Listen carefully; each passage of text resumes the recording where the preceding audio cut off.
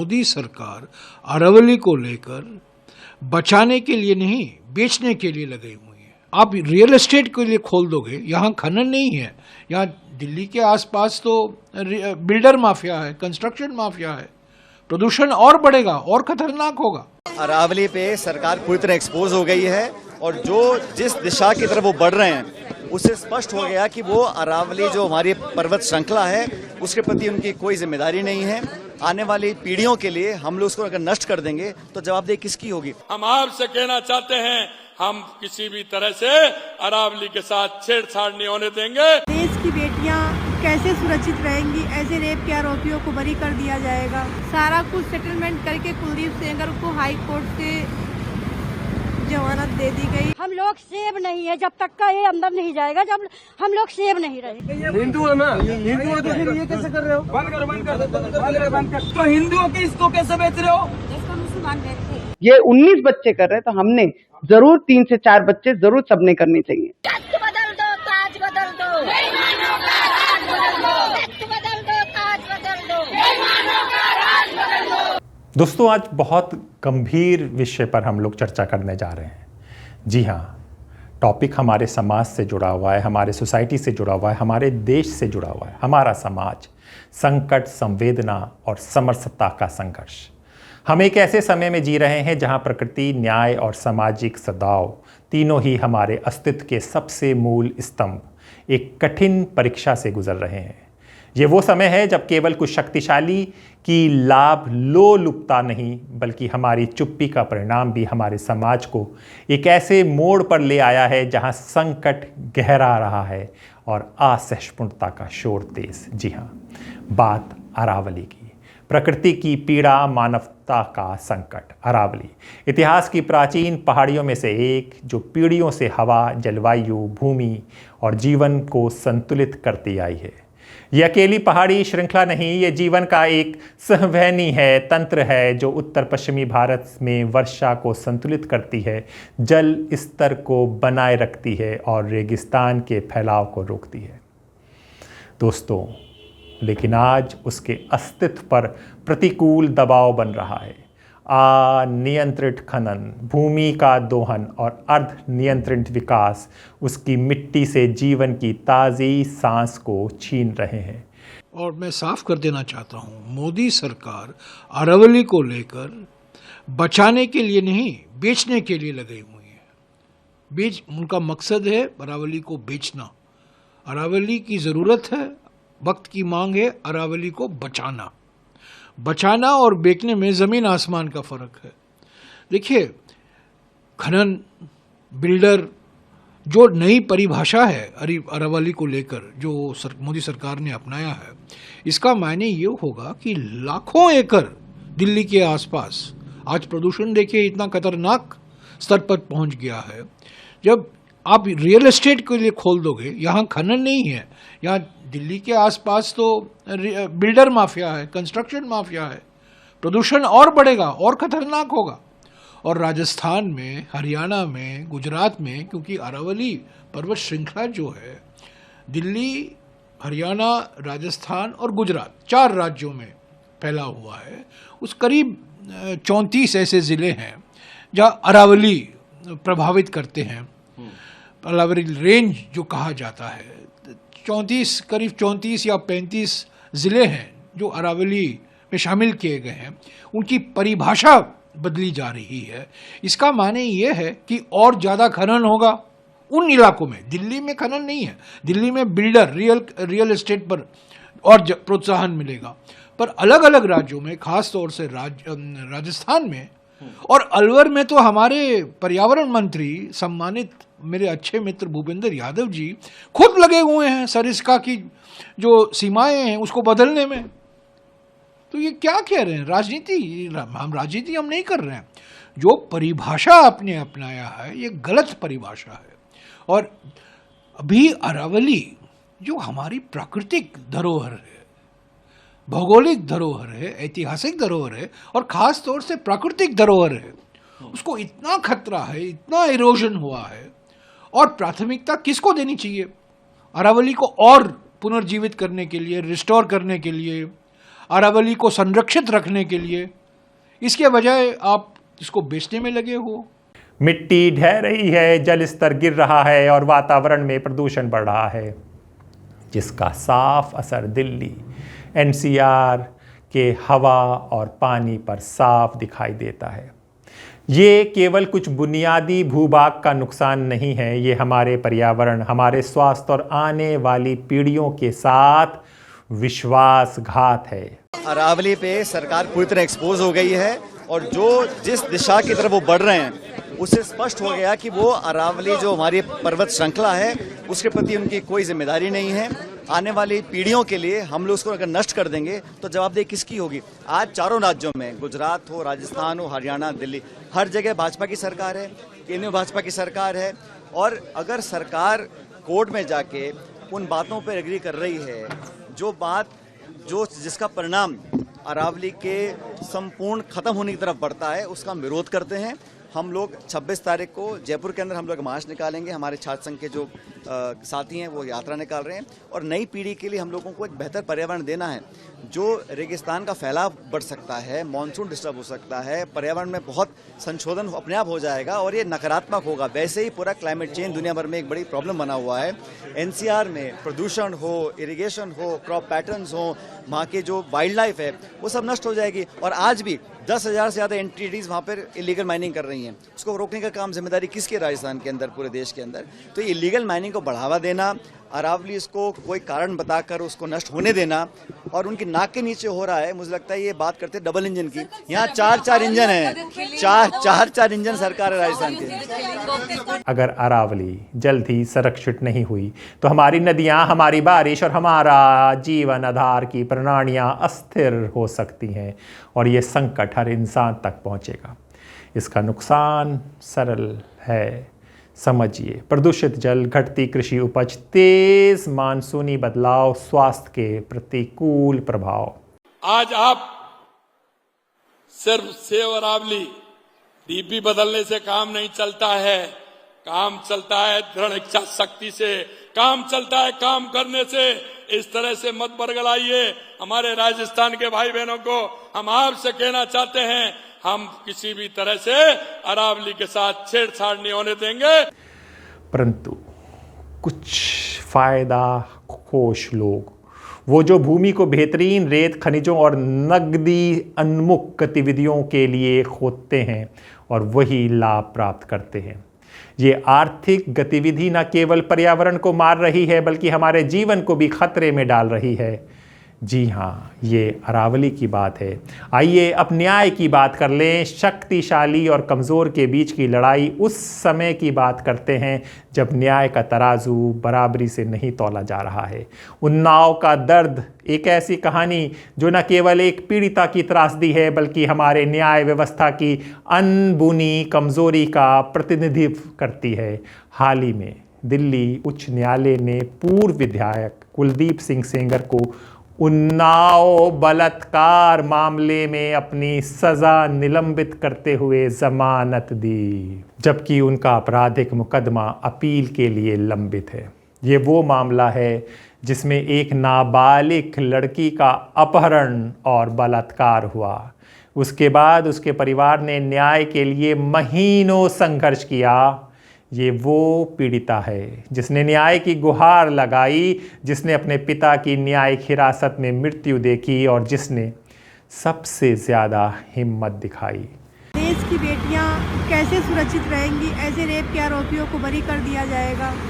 और आज मैं हाई कोर्ट गई थी, आज जजमेंट था और मैं उस जजमेंट को सुन के मुझे बहुत दुख हुआ है और मुझे बहुत हुआ कि मैं अपना सुसाइड कर लूँ। लेकिन मेरे 2 मासूम तो छोटे बच्चे हैं, मेरा पति है, मेरा परिवार है, मेरा भाई है। सबकी सोच के मुझे लगा ऐसा कि हम नहीं रहेंगे तो मेरा परिवार असुरक्षित हो जाएगा और मेरे परिवार के पास सुरक्षा भी नहीं है। पहले चाचा की मेरी बेल खारिज हो गई, उसके बाद में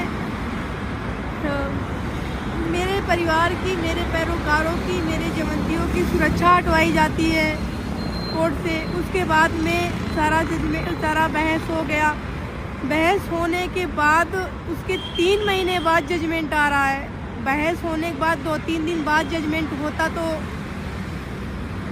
सब कोई सुनता, लेकिन उसके 3 महीने बाद जजमेंट हो रहा है कोर्ट में, हाई कोर्ट में, और उसको जमानत मिल गई है। अगर एक बेटी के साथ में रेप होता है और उसके पिता को मौत के घाट उतार दिया जाता है, उसके बाद उसके परिवार में एक्सीडेंट करवाया जाता है, उसका एक्सीडेंट करवाया जाता है, सबका एक्सीडेंट करवा के सबको ख़त्म कर दिया जाता है। मैं उस मौत और ज़िंदगी से लड़के बाहर आई हूँ। मैं अपना केस लड़े, मैं अपना संघर्ष करे, फिर भी उसमें सारा कुछ सेटलमेंट करके कुलदीप सेंगर को हाई कोर्ट से जमानत दे दी गई। मुझे बहुत दुख है कि मेरा परिवार कैसे सुरक्षित रहेगा, क्योंकि मेरे 5 किलोमीटर के दूर कराएंगे। उनके आदमी तो दूर नहीं है, उनके आदमी तो मार देंगे आके। वो तो अपना रिकॉर्ड तो अच्छा दिखाएंगे, लेकिन उनके आदमी सारे बाहर हैं। अभी मेरे को आपके हस्बैंड का भी फ़ोन आया, वो भी बहुत आहत है, वो भी कह रहे हैं मैं सुसाइड कर लूँगा। अब ये बच्ची भी कह रही है मैं सुसाइड कर लूँगी। ये हमारे देश का कानून है, मतलब न्याय के लिए लड़ना, मतलब उसका एक्सीडेंट करा दिया, उसकी पूरी फैमिली को मरवा दिया, ऑलमोस्ट सारे मेंबर्स को मरवा दिया, पिताजी को। उधर अरावली घाटी, अरावली पहाड़ खोदे जाएंगे और इधर खोदी जा रही हैं जिंदगियां।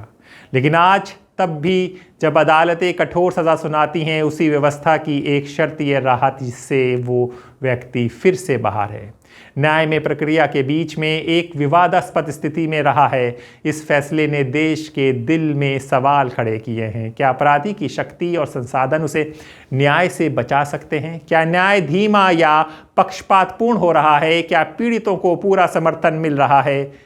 जैसे निर्भया की मां ने कहा, ऐसा संदेश देने का क्या अर्थ है? अगर सबसे गंभीर अपराधों में भी सज़ा निलंबित हो सकती है, तो क्या हमारे समाज में बलात्कार के खिलाफ हमारा संदेश कमज़ोर नहीं पड़ता? सर, हमने जज साहब ने टाइम नहीं दिया, केवल 2 बात कही के बस अपना कमरे में घुस गए, न बैठे न कुछ, न पूरा 14-15 पेज का वो रहा, कुछ नहीं। उनने खाली उनको फैसला सुना के हट गए। 53 पेज का पन्ना रहा पेज, कुछ नहीं, खाली उनने अपनी होते हुए उनको बेल देते हुए और बस तुरंत कमरे में घुस गए। मेरे पति को मार दिया गया, मेरे दामाद को भी खतरा है, मेरे देवर जेल में है। सर, हम लोग सेव नहीं है जब तक का ये अंदर नहीं जाएगा, जब हम लोग सेव नहीं रहेंगे। हुजूर, हमारे युवा, हमारी बेटियां, हर पीड़ित जो आवाज़ उठाते हैं, उन्हें लगता है कि न्याय की राह कठिन है, लंबी और जटिल है, पर जो हो रहा है वो उनका मनोबल ना तोड़ दे। क्योंकि इधर त्योहारों और समाज के भीतर असहिष्णुता बढ़ती जा रही है। हमारा देश विविधता में एकता का प्रतीक रहा है। ईसाई समुदाय, हिंदू समुदाय, सिख, मुस्लिम, बौद्ध सब मिलकर एक जटिल विविध संस्कृति का निर्माण करते हैं। पर आज क्रिसमस जैसे पवित्र त्योहारों पर भी विवाद फैल रहा है। हिंदू है ना, हिंदू है तो फिर ये कैसे कर रहे हो? बंद कर परमिशन कहाँ है?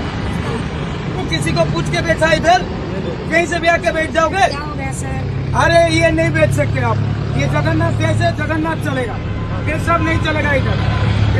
इसको तुरंत भर्ती करो, भागो, तुरंत भर्ती करो, भागो। हिंदू है ना, हिंदू हो तो ये क्यों बेचते हो? क्या बेचो? अरे नहीं चाहिए ना, बेचो ना, दूसरा चीज बेचो ना। नहीं कर रहे हो, इसको छोड़ के और कुछ कर सकते हो? नहीं कर सकते हैं बस। तो हिंदुओं के इसको कैसे बेच रहे हो? इसको मुसलमान बेचते नहीं, वो बात नहीं मैं बोल रहा हूँ। हमको उससे कोई मतलब नहीं, हमको उससे कोई मतलब नहीं। जो चीजें जगन्नाथ देश में नहीं चलेगा, आप बाहर से आके कोई परमिशन नहीं, इधर बैठ के ये क्रिश्चियन चीज बेचोगे? नहीं, हम हिंदू हैं, हम नहीं सही बर्दाश्त नहीं करेंगे आप। नहीं, आप परमिशन लेटर लेके आओ, बैठो, हमें कोई दिक्कत नहीं है। पिछले दिनों कई शहरों में ईसाई समुदाय द्वारा क्रिसमस पूर्व कार्यक्रमों के आयोजन के दौरान धर्मांतरण के आरोप को लेकर तनाव और झड़पें हुई हैं, जिसमें स्थानीय हिंदू संगठनों और समुदायों के बीच विवाद बना।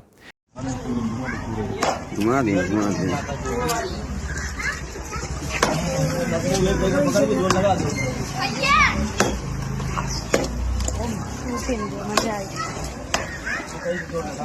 उधर से जोर लगवाओ। अरे यार तुम भी बिना सरिया गाय न उठी बच्चा। सरिया नहीं का सबरी के बिना न उठी। हिंदुओं का घर, हिंदुओं का सब कुछ ये साले बना के चले गए। हथौड़ा छोटा हथौड़ा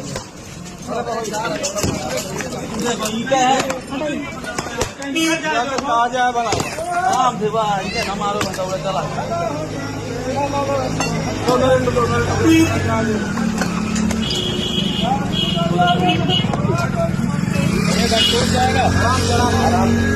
आराम से निकल जाएगा, आराम से मारना। हाँ बस धीरे धीरे धीरे धीरे धीरे यार धीरे धीरे बहुत तेज मारने की जरूरत नहीं है, धन में निकल जाए। और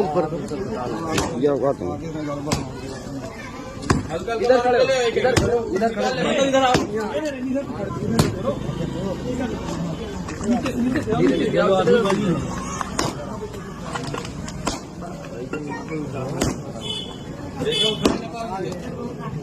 नहीं ना उखड़ी अपनी नहीं तो किसी के साथ में आएगा वो भी धीरे धीरे मार दोबारा बनाने ना पाए, मना कर देना नहीं बनना। फोन कर दिए वे तो बजरंग दल वाले गिरा गया है, बता दो बजरंग दल वाला यार गिरा के नहीं।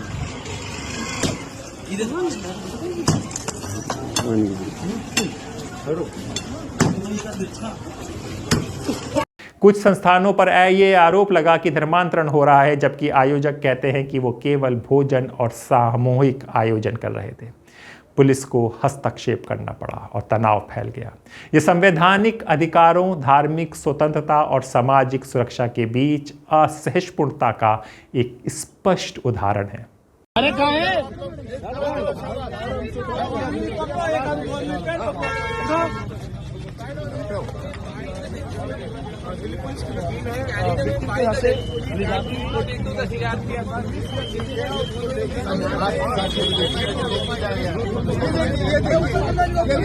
नाम है आपका? क्या नाम है आपका? क्या नाम है आपका? धर्मांतरण या ना थी, लेकिन ये धमकी, रोकथाम और विरोध की भाषा जो किसी भी सभ्य समाज की नींव को हिला देती है। क्या हम वो भारत बनाना चाहते हैं जहां किसी के धार्मिक समारोह को उसकी पहचान और स्वतंत्रता के रूप में नहीं बल्कि शक और विरोध के रूप में देखा जाएगा? कि मुझे 4 बीवी होने के बाद मैं 35-40 बच्चे नहीं कर सका, तो मैं सभी हिंदुओं को आग्रह करूंगी कि ये 19 बच्चे पैदा कर रहे हैं, तो हम किमान 3 से 4 बच्चे ये हिंदुस्तान में हम सब हिंदू भाइयों ने, बहनों ने, हमने करना चाहिए। ये हिंदुस्तान को पाकिस्तान बनाने के राह पे चल रहे हैं, तो हमको हमारे हिंदुस्तान से अगर प्रेम होगा, ये 19 बच्चे कर रहे हैं, तो हमने जरूर 3 से 4 बच्चे जरूर सबने करने चाहिए। क्या ये संविधान का सम्मान है? आइए और बात करते हैं, बताते हैं समाज का वर्तमान स्वरूप क्या हो रहा है, चुप्पी, नफरत और हमारी जिम्मेदारी क्या है। आज हमारे सामने दुविधा खड़ी है। कुछ लोग नफरत फैलाते हैं, कुछ लोग डराते हैं और कुछ लोग संवेदनाओं को तोड़ते हैं और कुछ का न्याय प्रणाली पर भरोसा टूट रहा है। हमारी बहुमत की चुप्पी उन्हें हौसला देती है जब हम पर्यावरण के लिए खड़े नहीं होते, जब हम पीड़ितों के पक्ष में नहीं बोलते, जब हम दूसरे समुदाय के साथ सम्मान और संवेदना नहीं दिखाते, तो नफरतियों का नेतृत्व और बल मिल जाता है। नहीं, इस तरह की बातें होनी नहीं चाहिए। सर्व समाज का के लिए काम होने चाहिए, क्योंकि हम लोगों को देश का विकास तभी संभव है हम जाति धर्म की राजनीति से ऊपर उठ के करेंगे। तो देश के विकास की बात होनी चाहिए, नौजवान के रोजगार की बात होनी चाहिए, महंगाई की बात होनी चाहिए। तो इसके अंदर सारे जनप्रतिनिधियों को अपना ध्यान लगाना चाहिए, क्योंकि ये बहुत बड़ा आक्रोश उठेगा किसी दिन जब युवाओं का, जब हम उनको उनकी समस्याओं को हल नहीं करेंगे। तो ये मेरा यही कहना है कि इन चीज़ों से ऊपर उठ के प्रदेश का, देश का सोचना चाहिए। लेकिन दोस्तों, ये वो समय नहीं है जब हम पीछे हटें, ये वो समय है जब हम खुद को याद दिलाएं हम एक संवेदनशील समाज हैं, हम अलग अलग धर्मों और समुदायों के प्रति सम्मान रखते हैं, हम पर्यावरण को अपने जीवन का आधार मानते हैं, हम न्याय की रक्षा करते हैं न केवल कानून के तहत बल्कि दिल से।